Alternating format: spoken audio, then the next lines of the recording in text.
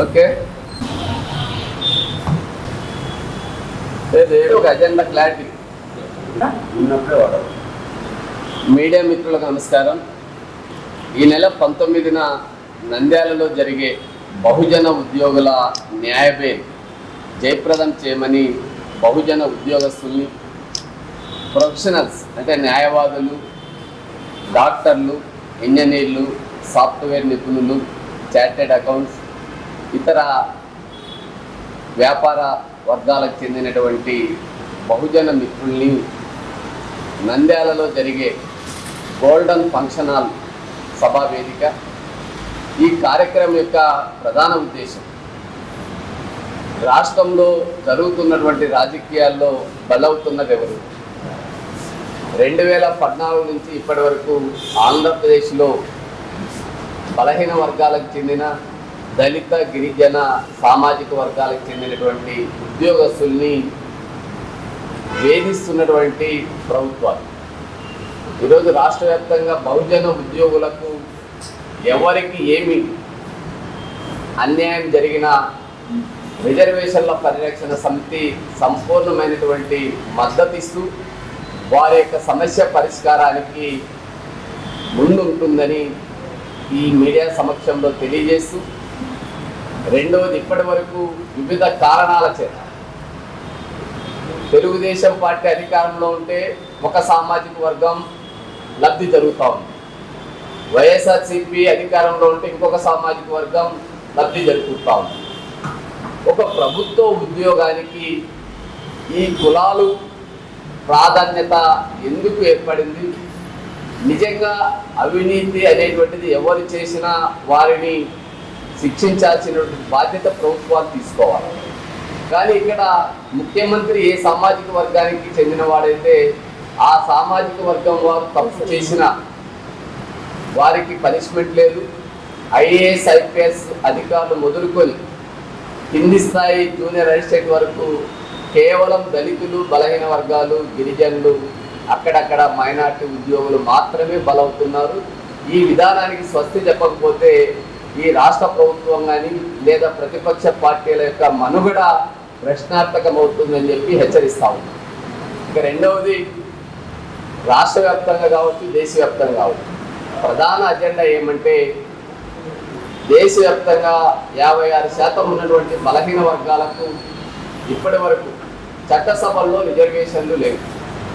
ఆ చట్టసభల్లో రిజర్వేషన్ల కోసం విద్యా ఉద్యోగాల్లోనూ, ప్రైవేట్ కార్పొరేట్ సెక్టార్లోనూ, న్యాయ వ్యవస్థలోనూ 44% రిజర్వేషన్లు బలహీన వర్గాలకు కేటాయించే విధంగా పార్లమెంట్లో బిల్లు ప్రవేశపెట్టే వరకు ఈ ఉద్యమానికి అన్ని వర్గాలు, ఇప్పటికే ఎస్సీ ఎస్టీలకు చట్టసభలో రిజర్వేషన్లు అమలు అవుతున్నటువంటి సందర్భంగా ఆ సామాజిక వర్గానికి చెందినటువంటి ప్రజలు, ప్రజాప్రతినిధులు, మేధావులు, అదేవిధంగా రేపు జరిగేటువంటి బహుజన ఉద్యోగులు కూడా ఈ న్యాయమైనటువంటి డిమాండ్కి మద్దతుగా నిలబడాలనేటువంటి ఉద్దేశంతో ఈ సభలో ఈ తీర్మానాన్ని కూడా ముందుకు తీసుకెళ్తా ఉన్నాం.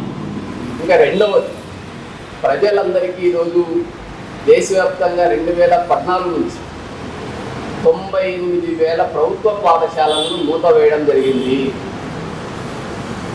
ఇవి పునరుద్ధరించాలా, తిరిగి ప్రారంభించాలా అని రిజర్వేషన్ల పరిరక్షణ సమితి కేంద్ర ప్రభుత్వానికి డిమాండ్ చేస్తాం. అదే దామాషాలో ఆంధ్రప్రదేశ్లో 18,600 ప్రభుత్వ పాఠశాలలు మూతపడ్డాయి. దీనివల్ల గ్రామీణ ప్రాంతాల్లో ఉన్నటువంటి పేదలకు విద్య అనేటువంటిది దూరం అవుతుంది.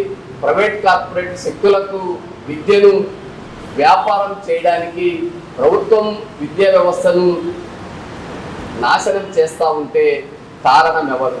కాబట్టి రిజర్వేషన్ల పరిరక్షణ సమితి ఒక్కటే డిమాండ్, ప్రతి గ్రామంలోనూ ప్రభుత్వ పాఠశాల ఉండాలా, మూతబడినటువంటి ప్రతి పాఠశాలను పునరుద్ధరించాలి. ఇంకా మూడవ పాయింట్, దేశవ్యాప్తంగా ప్రభుత్వ ఉద్యోగం అనేది చదువుకున్నటువంటి ప్రతి నిరుద్యోగికి ఉద్యోగం కల్పించాల్సినటువంటి బాధ్యతను ఒక హక్కుగా ప్రభుత్వాలు ప్రవేశపెట్టాలి. భారత రాజ్యాంగం ఏ విధంగా ప్రాథమిక హక్కుల్లో భాగంగా అనేక హక్కులు చేర్చిందో ఈరోజు చదువుకున్నటువంటి వారికి ప్రతి అర్హతతో పాటు ఉద్యోగం కల్పించే బాధ్యత ప్రభుత్వాన్ని, అది ఒక చట్టంగా తీసుకురావాలనేటువంటి డిమాండ్. రెండవది, దేశవ్యాప్తంగా రాష్ట్ర వ్యాప్తంగా ఖాళీగా ఉన్న ప్రభుత్వ ఉద్యోగాలను భర్తీ చేయాలనేటువంటిది ప్రధాన అజెండా. ఇప్పటి వరకు అనంతపూర్ జిల్లాలోనే మనం చూస్తే నిన్న కూడా ఒక బీటెక్ అయిపోయి ఉద్యోగాలు లేక ఆత్మహత్య చేసుకున్నటువంటి సంఘటన ఈరోజు పత్రికల్లో చూసాం. 15 రోజుల క్రితం ఎంటెక్ అయిపోయినటువంటి ఒక అబ్బాయి ఆత్మహత్య చేసుకున్నటువంటి సంఘటన చూసాం. ఒకవైపు 22 లక్షల ఉద్యోగాలు అంటున్నారు, 33 లక్షల కోట్ల ప్యాకేజీ ఆంధ్ర పారిశ్రామిక ప్రగతి అంటున్నారు.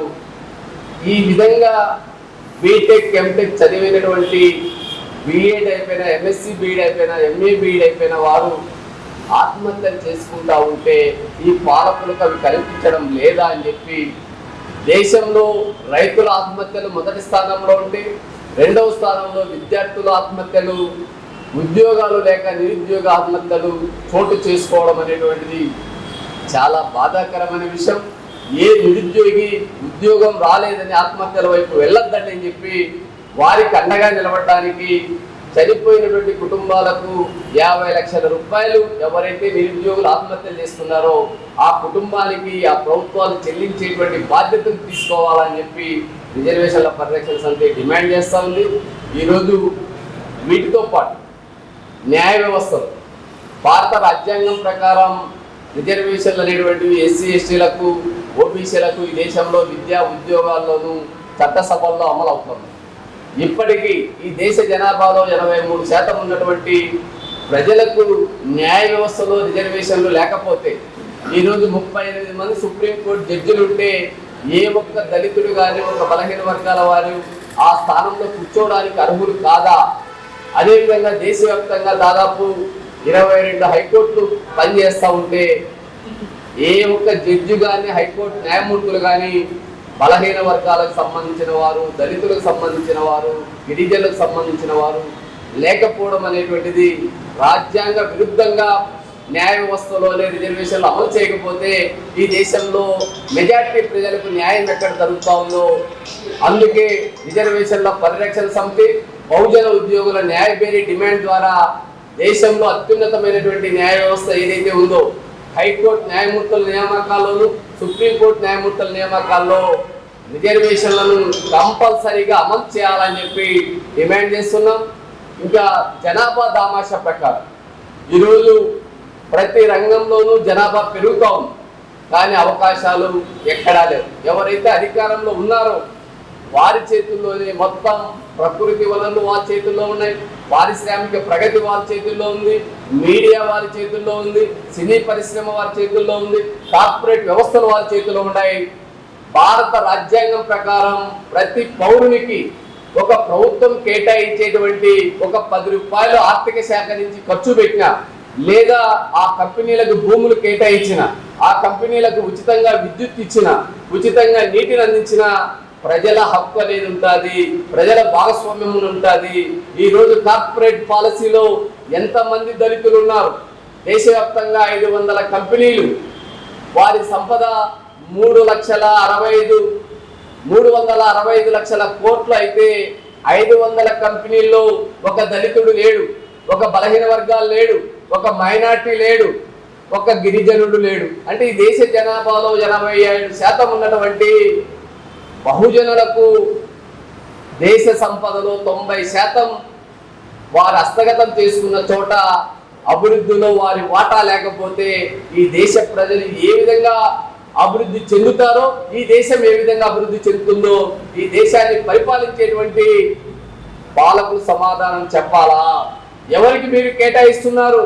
భూములను ఎవరికి కేటాయిస్తున్నారు? మైనింగ్ పాలసీని ఎవరికి కేటాయిస్తున్నారు? ఈరోజు ఒక అనంతపూర్ జిల్లాలోనే ఏర్పాటైనటువంటి సోలార్ కంపెనీలు ఎవరివి? విండ్ పవర్ కంపెనీలు ఎవరివి?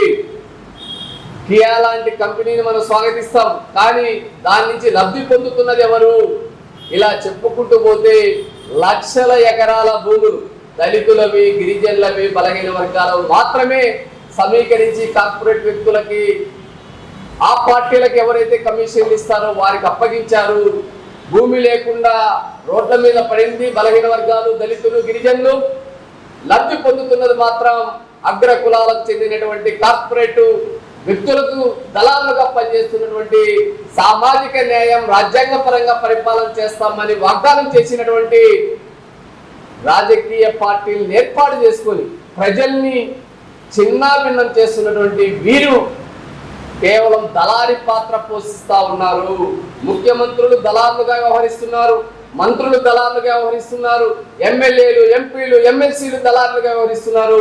అందుకే మా వాటా ఎక్కడని మేము అడుగుతా ఉన్నాం. మీరు మమ్మల్ని తాకట్టు పెట్టి మీరు లబ్ధి పొందుతున్నారు. మాతో ఓట్లు వేయించుకొని మీకు అధికారాన్ని చట్టబద్ధం చేసుకొని మా ఆస్తుల్ని కొల్లగొడుతున్నారు.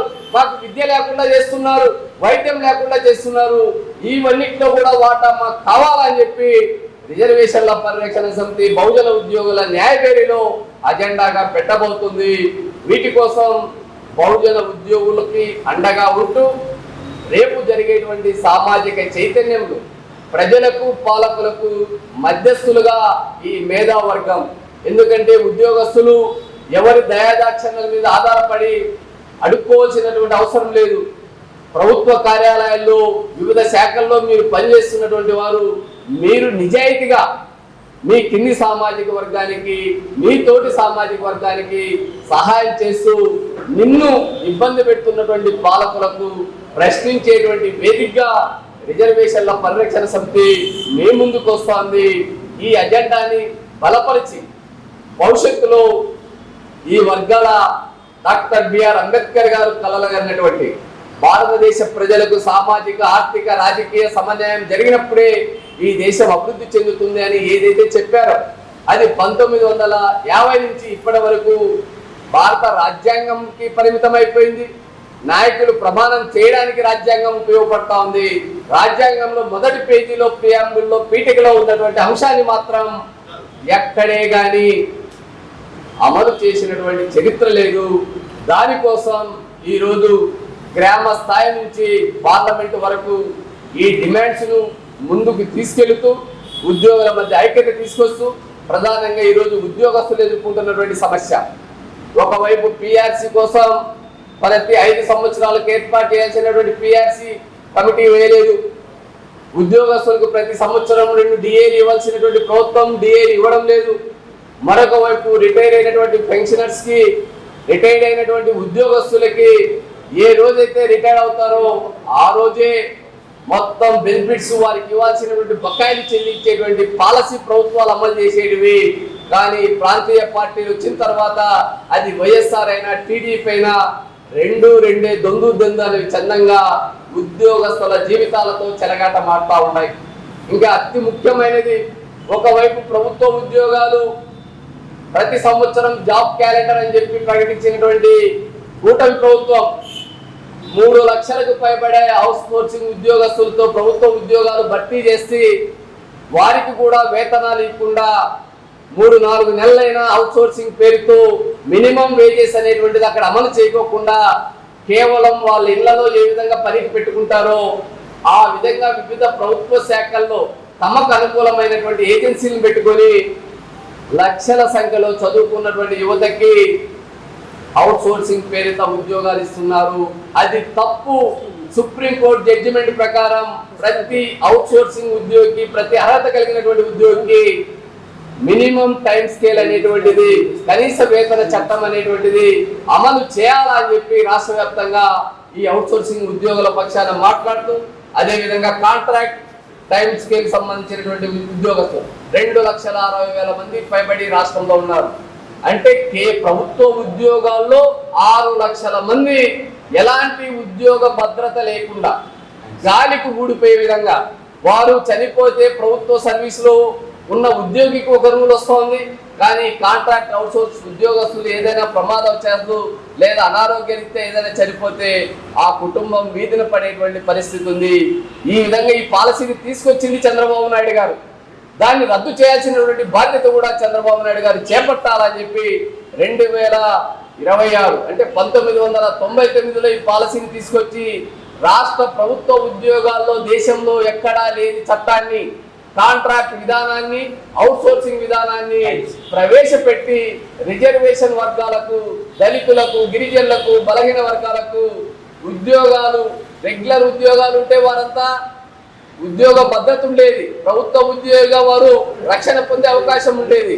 ఇలాంటి పరిస్థితుల్లో కాంట్రాక్ట్ అవుట్ సోర్సింగ్ ఉద్యోగస్తుల్ని రెగ్యులరైజ్ చేస్తూ ప్రభుత్వ ఉద్యోగులకు వచ్చేటువంటి బెనిఫిట్స్ ని ఇవ్వాలని చెప్పి డిమాండ్ చేస్తూ రాష్ట్ర వ్యాప్తంగా ఉన్నటువంటి నిరుద్యోగుల పక్షాన, దేశవ్యాప్తంగా ఉన్నటువంటి నిరుద్యోగుల పక్షాన ప్రతి ప్రభుత్వ శాఖలో ఉన్న ఖాళీలను భర్తీ చేయమని ఈ ఎజెండాతో రేపు జరిగేటువంటి గ్రేటర్ రాయలసీమ బహుజన ఉద్యోగుల న్యాయబేరి సభలో మనం ఐక్యత ప్రదర్శిస్తూ మన సమస్యల్ని ప్రభుత్వాలు, పాలక వర్గాల దృష్టికి తీసుకెళ్లేటువంటి బాధ్యతను ప్రతి బహుజన ఉద్యోగి, బహుజన మేధావి, బహుజన ప్రొఫెషనల్ చెందినటువంటి వారు ఆలోచించి ముందుకు రావాలని రిజర్వేషన్ల పరిరక్షణ సమితి రిజర్వేషన్ ఎంప్లాయీస్ వ్యవస్థాపకంగా డాక్టర్ పోతుల నాగరాజు మీడియా ద్వారా విజ్ఞప్తి చేస్తున్నారు. Thank you.